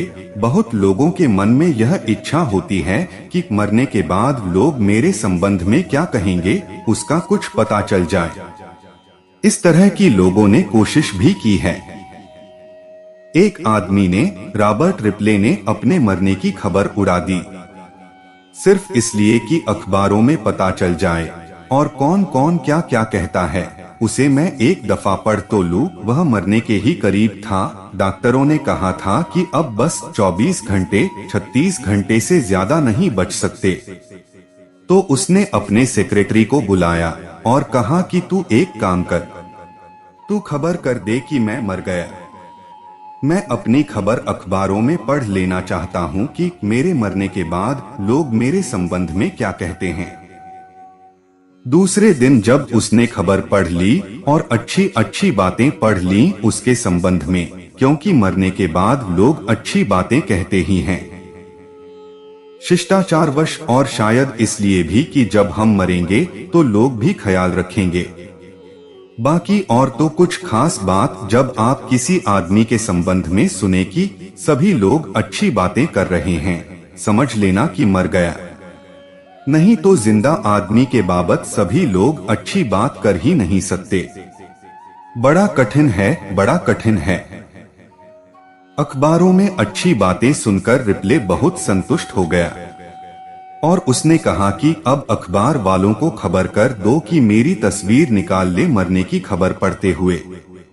मैं मनुष्य जाति के इतिहास का पहला आदमी हूँ जिसने अपने मरने की खबर पढ़ी, फिर उसने अखबारों में दूसरी खबर छपवाई। निश्चित ही वह पहला आदमी था जिसने अपने मरने की खबर पढ़ी और जिसने अपनी मृत्यु पर लोगों के द्वारा दिए गए संदेश पढ़े। दूसरों की फिक्र इतनी है कि आदमी मरते क्षण में भी अपनी फिक्र नहीं करता। जिंदगी की तो बात ही अलग, मौत भी आ रही हो तो दूसरों की चिंता होती है। आप यह जो दूसरों की चिंता करके जीते हैं तो आपका सारा आचरण दंभ आचरण होगा। शानी सहज जिएगा, उसके भीतर जो है वैसा ही जिएगा, परिणाम जो भी हो। दुख मिले तो दुख झेलने को राजी रहेगा, सुख मिले तो सुख झेलने को राजी रहेगा। संभाव से जो भी परिणाम हो उसको झेलेगा, लेकिन जिएगा सहजता से। आपकी तरफ देखकर नहीं जिएगा। वह किसी तरह का आरोपण, किसी तरह का मुखौटा, किसी तरह के वस्त्र आपकी नजर से नहीं पहनेगा। उसे जो ठीक लगेगा, जो उसका आंतरिक आनंद होगा। दंभाचरण का अभाव, प्राणी मात्र को किसी प्रकार भी न सताना, वह भी ज्ञान का लक्षण है। क्योंकि जितना ही हम किसी को सताते हैं उतने ही हम सताए जाते हैं। यह कोई दूसरे पर दया करने के लिए नहीं है ज्ञानी का लक्षण। यह सिर्फ ज्ञानी की बुद्धिमत्ता है, उसका सहज बोध है कि जब मैं किसी को सताता हूं तो मैं अपने सताने के लिए आयोजन कर रहा हूं। सिर्फ अज्ञानी ही दूसरे को सता सकता है, क्योंकि उसका मतलब है कि उसे पता ही नहीं है कि मैं क्या कर रहा हूँ। अपने लिए ही कांटे बो रहा हूँ, यह अज्ञानी ही कर सकता है। ज्ञानी तो देखता है जीवन के अंत संबंधों को कि जो मैं करता हूँ वही मुझ पर वापस लौट आता है। जगत एक प्रतिध्वनि है, जो भी मैं बोलता हूँ वही मुझ पर बरस जाता है। अगर मैं गाली फेंकता हूँ तो गालियां मेरे पास लौट आती हैं, और अगर मैं मुस्कुराहट फेंकता हूँ तो 1000 मुस्कुराहटें मेरी तरफ वापस लौट आती हैं। जगत वही लौटा देता है जो हम उसे देते हैं। यह ज्ञानी का अनुभव है, यह कोई सिद्धांत नहीं है। वह जानता है कि मैं दुख दूंगा तो मैं दुख देने के लिए लोगों को आमंत्रित कर रहा हूं। आप किसी को दुख देकर देखें। सीधी सी बात है कि जब आप किसी को दुख देते हैं तो आप उसको प्रेरित करते हैं कि वह आपको दुख दे। इसे आप ऐसा समझें कि जब कोई आपको दुख देता है तो आपके मन में क्या होता है। जब कोई आपको दुख देता है तो जो पहली बात आपके मन में बनती है वह यह कि इसको कैसे दुगुना दुख दें। आप उपाय में लग जाते हैं कि इसको कैसे दुख दें। यह सीधा सा सरल सा नियम है। इसलिए ज्ञानी प्राणी मात्र को भी किसी प्रकार से नहीं सताना चाहता है। क्षमा भाव, क्षमा का अर्थ लोग समझते हैं कि दूसरे पर दया करना। नहीं, वैसा अर्थ नहीं है, क्योंकि दया में भी अहंकार है। क्षमा बड़ी सूक्ष्म बात है।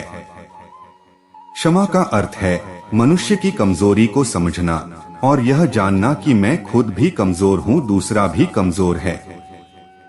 खुद की कमजोरी का अनुभव ज्ञानी को होता है। वह अपनी सीमाएं जानने लगता है। अपनी सीमाएं जानने के कारण वह प्रत्येक मनुष्य के प्रति क्षमावान हो जाता है, क्योंकि वह समझता है कि सबकी कमजोरी है। जो ज्ञानी आपकी कमजोरी के प्रति क्षमावान नहीं, समझना कि उसने अभी अपना आत्मविश्लेषण नहीं किया। मैंने सुना है यहूदी फकीर बालशेम के पास एक युवक आया। उस युवक ने कहा कि मैं महापापी हूँ। कोई भी सुंदर स्त्री मुझे रास्ते पर दिखती है तो उसे भोगने का मन होता है। फिर मैं कुढ़ता हूँ, परेशान होता हूँ। कोई भी अच्छी चीज दिखाई पड़े तो चोरी करने का मन होता है। कर न पाऊं यह दूसरी बात है, लेकिन मन तो हो जाता है। जरा सा कोई मुझे दुख पहुंचा दे तो उसकी हत्या करने का मन होता है।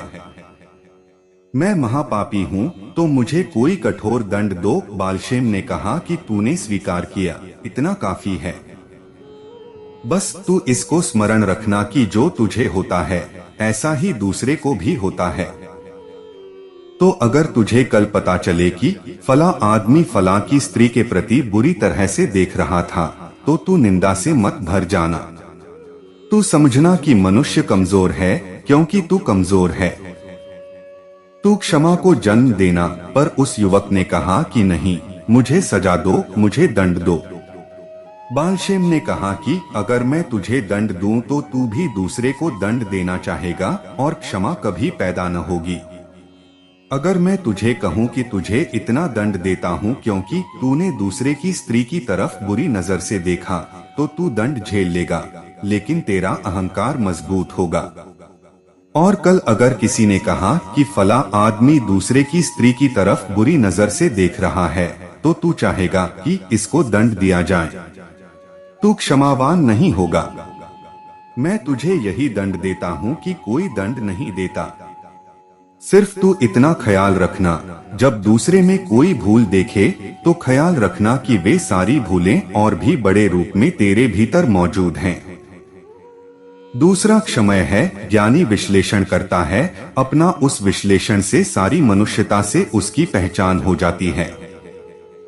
ज्ञानी का यह अनिवार्य लक्षण है कि ज्ञानी निंदा नहीं करेगा, दंडित नहीं करेगा। वह यह नहीं कहेगा कि तुम महापापी हो और नरक में सड़ोगे। वह तुम्हारे ऊपर खड़े होकर तुम्हें नीचा दिखाने की कोशिश भी नहीं करेगा, क्योंकि उसने अपना विश्लेषण किया है, उसने अपनी स्थिति भी जानी है। और अपनी स्थिति को जानकर वह पूरी मनुष्यता की स्थिति से परिचित हो गया है। लेकिन उस युवक ने कहा कि नहीं, जब तक आप मुझे दंड न देंगे तब तक मैं जाऊंगा नहीं। मैं इतना बड़ा पापी हूँ। तो बालशेम ने कहा, तू कुछ भी पापी नहीं है। तुझसे बड़ा मैं रहा हूँ, तू कुछ भी नहीं है। तुझसे बड़ा मैं रहा हूँ, और मैं भी किसी दिन एक गुरु के पास गया था और दंड मैंने भी चाहा था। अहंकार बड़ा सूक्ष्म है, बड़े दंड से भी प्रसन्न होता है। कोई दंड नहीं मिल रहा है तो उसे लग रहा है कि मुझे समझा ही नहीं जा रहा है। समझ रहे हैं कि कोई छोटा मोटा पापी, मैं बार बार कह रहा हूं कि मैं बड़ा पापी हूं। मुझे कोई बड़ा दंड दो, बड़े दंड में भी मजा रहेगा। कोई छोटा मोटा पापी नहीं हूं, कोई आम पापी नहीं हूं, चलता फिरता ऐरा गैरा खास पापी हूं।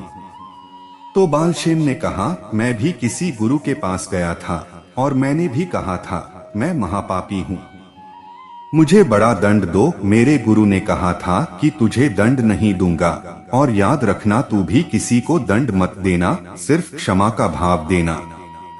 कृष्ण कहते हैं, ज्ञानी का लक्षण है क्षमा का भाव।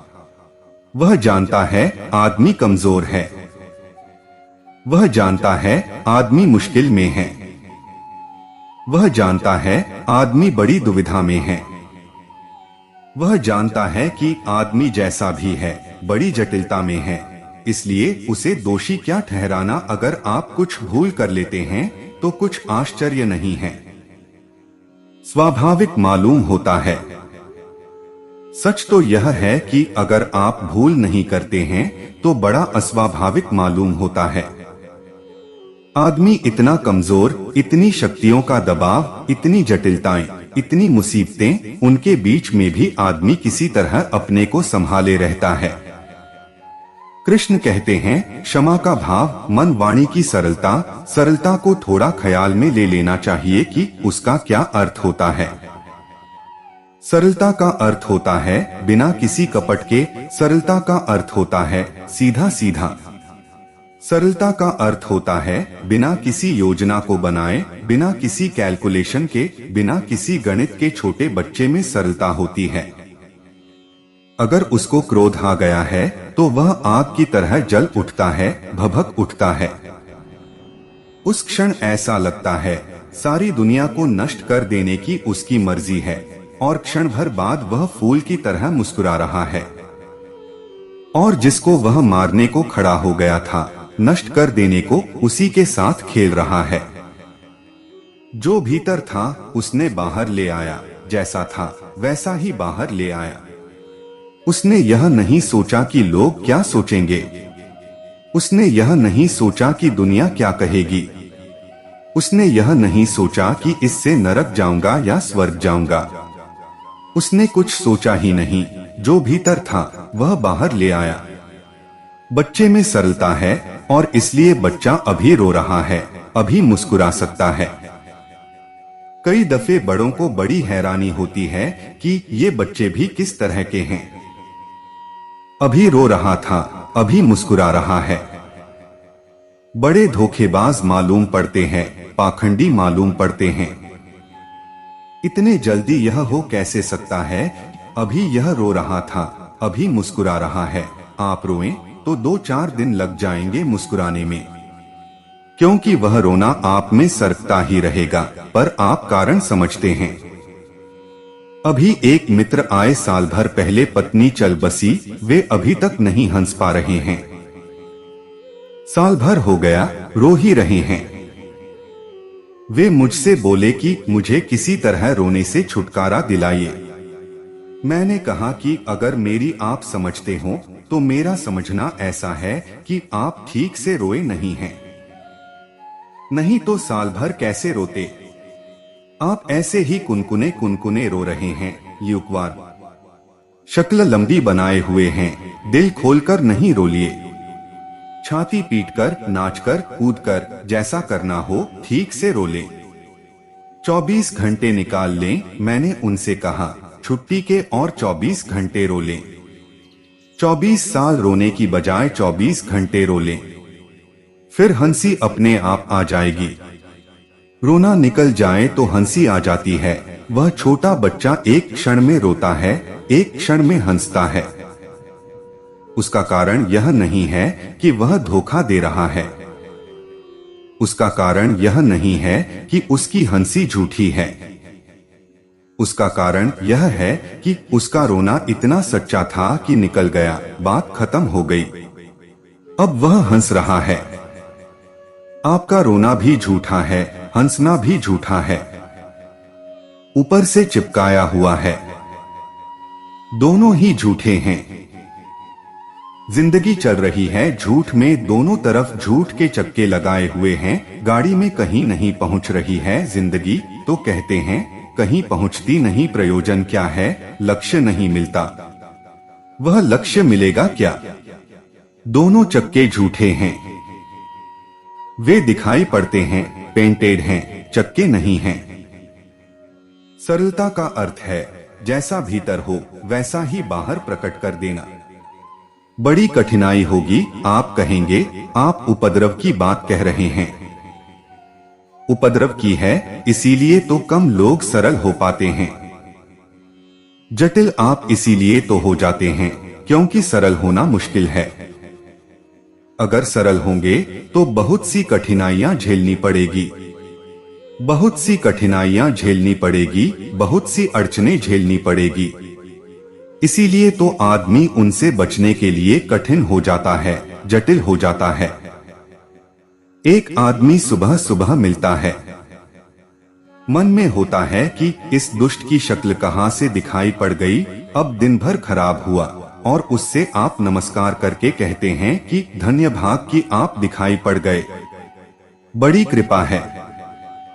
बड़े दिनों में दिखाई पड़े, बड़े दिन से बड़ी इच्छा थी, और भीतर कह रहे हैं यह दुष्ट कहां से सुबह दिखाई पड़ गया। अब यह जो भीतर और बाहर हो रहा है, अगर आप सीधे ही कह दें कि महानुभाव कहां से दिखाई पड़ गए, आप सुबह से दिन भर खराब हो गया, तो आप कठिनाई में पड़ेंगे, क्योंकि यह आदमी झंझट डालेगा।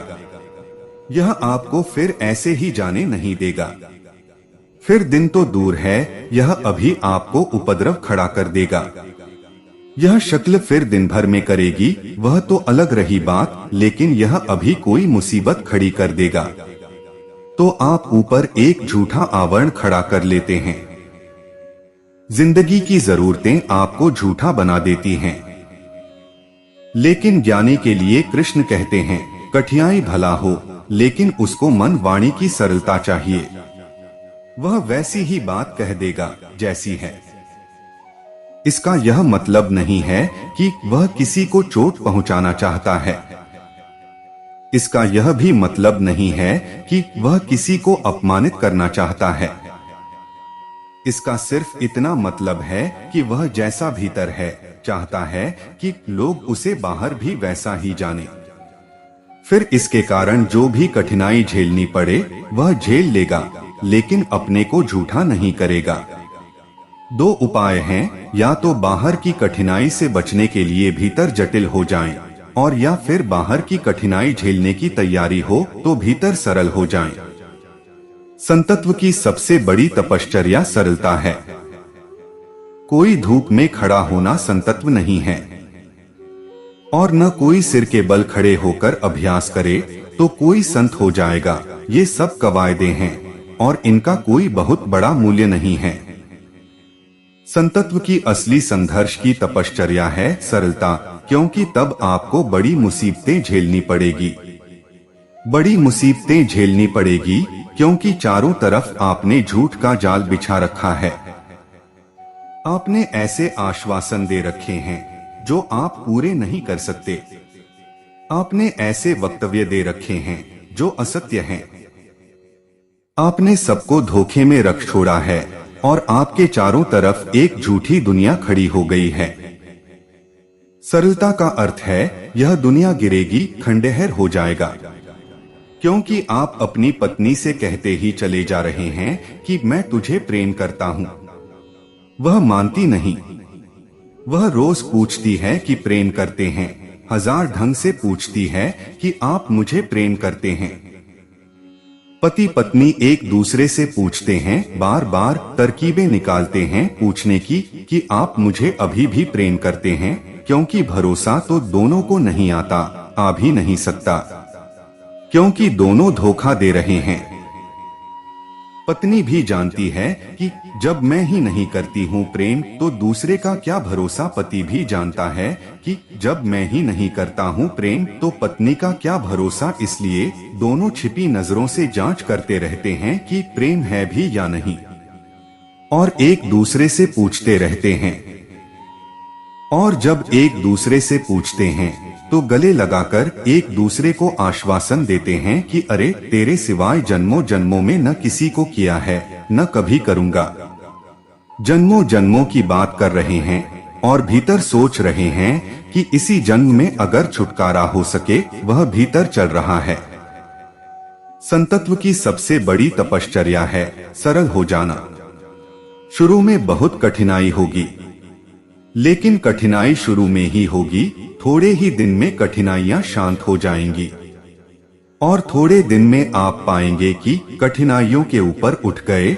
और जब आप सरल हो जाएंगे तो लोग आपकी बात का बुरा भी न मानेंगे।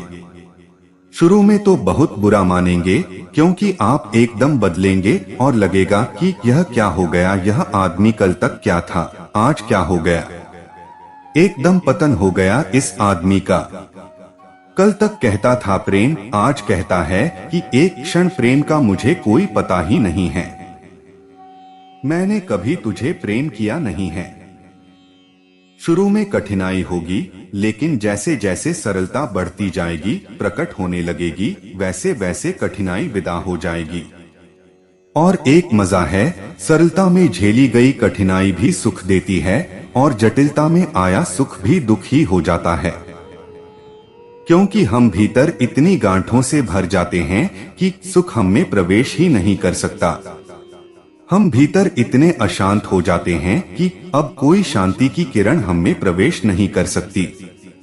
तो कृष्ण कहते हैं, मन वाणी की सरलता, श्रद्धा भक्ति सहित गुरु की सेवा उपासना, इतनी क्यों बातें जोड़नी। श्रद्धा भक्ति सहित गुरु की सेवा उपासना क्या जरूरत है, इतनी बातें जोड़ने की गुरु की उपासना में कारण है। किसी को भी गुरु स्वीकार करना मनुष्य के लिए अति कठिन है। इस जगत में कठिनतम बातों में यह बात है कि किसी को गुरु स्वीकार करें, क्योंकि गुरु स्वीकार करने का अर्थ होता है मैंने अपने को स्वीकार किया कि मैं अज्ञानी हूँ। गुरु को स्वीकार करने का अर्थ होता है मैंने स्वीकारा कि मैं अज्ञानी हूँ। यह बड़ी कठिन बात है। हमारा मानना होता है कि हम तो शानी हैं ही, तो शिष्य बनना बहुत कठिन है। शायद सर्वाधिक कठिन बात कही जा सकती है शिष्य बनना, सीखने की तैयारी। अहंकार को छोड़ना पड़े पूरा, और फिर किसी को गुरु स्वीकार करना, किसी को अपने से ऊपर स्वीकार करना बड़ा जटिल है। मन तो यही कहता है कि मुझसे ऊपर कोई भी दुनिया में नहीं है और सब हैं मुझसे नीचे हैं। हर आदमी अपने को शिखर पर मानता है। यह सहज मन की दशा है। तो किसी को अपने से ऊपर मानना बड़ी कठिन है बात। हम काम चलाऊ ढंग से मान लेते हैं, इसलिए किसी को शिक्षक बना लेना आसान है, गुरु बनाया कठिन है। और फर्क है गुरु और शिक्षक में। शिक्षक का मतलब है यह काम चलाऊ संबंध है। तुमसे हम सीख लेते हैं, उसके बदले में हम तुम्हें कुछ दे देते हैं। तुम्हारी फीस ले लो, हम तुम्हें धन दे देते हैं, तुम हमें ज्ञान दे दो, बात खत्म हो गई। यह गुरु का संबंध नहीं है। शिक्षक का संबंध ऐसा है, रास्ते पर किसी आदमी से पूछा कि स्टेशन का रास्ता किधर जाता है, बस इतनी बात है। उसने रास्ता बता दिया, आपने उसको धन्यवाद दे दिया, अपने रास्ते पर चले गए। कुछ लेना देना नहीं है। शिक्षक और विद्यार्थी का संबंध ऐसा है, उसमें कामचलाऊ रिश्ता है, उपयोगिता का संबंध है। गुरु और शिष्य का रिश्ता गैर उपयोगिता का है और उसमें कोई कामचलाऊ बात नहीं है। और इसीलिए गुरु को शिष्य कुछ भी तो नहीं दे सकता, प्रत्युत्तर में कुछ भी नहीं दे सकता, कोई धन नहीं दे सकता। पुराने दिनों में तो व्यवस्था यह थी कि गुरु भोजन भी विद्यार्थी को देगा, आश्रम में रहने की जगह भी देगा, उसकी सब भांति फिक्र करेगा, जैसे पिता अपने बेटे की फिक्र करे, ज्ञान भी देगा और बदले में कुछ भी नहीं लेगा। आप कठिनाई में पड़ेंगे उस आदमी के साथ जो बदले में कुछ न ले, जो बदले में कुछ ले ले, उससे तो हमारा नाता रिश्ता समानता का हो जाता है। जो बदले में कुछ न ले, उससे हमारा नाता रिश्ता समानता का कभी नहीं हो पाता, वह ऊपर होता है, हम नीचे होते हैं। तो इतने आग्रह पूर्वक कृष्ण कहते हैं, श्रद्धा भक्ति सहित गुरु की सेवा उपासना। श्रद्धा भक्ति की बहुत जरूरत पड़ेगी और इसका एक मनोवैज्ञानिक रूप भी समझ लेना जरूरी है। मनस्विद कहते हैं कि जिस व्यक्ति से भी हम कुछ लेते हैं और उसके उत्तर में नहीं दे पाते, उसके प्रति हमारे मन में दुश्मनी पैदा होती है, क्योंकि उस आदमी ने हमें किसी तरह नीचा दिखाया है। एक मेरे मित्र हैं, बड़े धनपति हैं और बड़े दम्भी हैं और बड़े भले आदमी हैं, और जब भी कोई मुसीबत में हो तो उसकी सहायता करते हैं। कम से कम उनके रिश्तेदारों में तो कोई भी मुसीबत में हो तो वे हर हालत में सहायता करते हैं। मित्र परिचित कोई भी हो, सहायता करते हैं। एक दिन मेरे पास आकर वे कहने लगे कि मैंने जिंदगी में सिवाय दूसरों की सहायता के कुछ भी नहीं किया, लेकिन कोई भी मेरा उपकार नहीं मानता है, उल्टे लोग मेरी निंदा करते हैं। जिनकी मैं सहायता करता हूँ वे ही निंदा करते हैं। जिनको मैं पैसे से सब तरह की सुविधा पहुंचाता हूँ वे ही मेरे दुश्मन बन जाते हैं। तो कारण क्या है, किस वजह से ऐसा हो रहा है? तो मैंने उनसे कहा कि आप उनको भी कुछ उत्तर देने का मौका देते हैं कि नहीं, तो उन्होंने कहा कि उसकी तो कोई जरूरत ही नहीं है, मेरे पास पैसा है, मैं उनकी सहायता कर देता हूं। तो फिर मैंने कहा कि कठिनाई है, क्योंकि वे क्या करें? जब आप उनकी सहायता करते हैं तो आपको लगता है कि आप बहुत अच्छा काम कर रहे हैं, लेकिन जिसकी सहायता की जाती है वह आदमी तो अनुभव करता है कि उसका अपमान हुआ। ऐसा मौका आया कि किसी की सहायता लेनी पड़ी और फिर लौटा सकता नहीं है, आप किसी को लौटाने देते नहीं हैं, तो फिर वह आपका दुश्मन हो जाएगा। वह आपका उत्तर किसी न किसी तरह तो देगा। दो ही उपाय हैं, या तो आप उसकी कोई सहायता लें और उसको भी ऊपर होने का कोई मौका दें, और नहीं तो फिर वह आपकी सहायता झूठी थी, धोखे की थी, आप आदमी बुरे हैं, ये सब खबरें फैलाकर अपने मन को यह सांत्वना दिलाएगा कि इतने बुरे आदमी से नीचे होने का कोई सवाल ही नहीं, इस बुरे आदमी से तो मैं ही ऊपर हूँ। यह वह कंसोलेशन, सांत्वना खोज रहा है। आदमी के मन की बड़ी जटिलता है। गुरु से आप ज्ञान लेते हैं, लौटा तो कुछ भी नहीं सकते, क्योंकि ज्ञान कैसे लौटाया जा सकता है? उससे जो मिलता है उसका कोई प्रत्युत्तर नहीं हो सकता।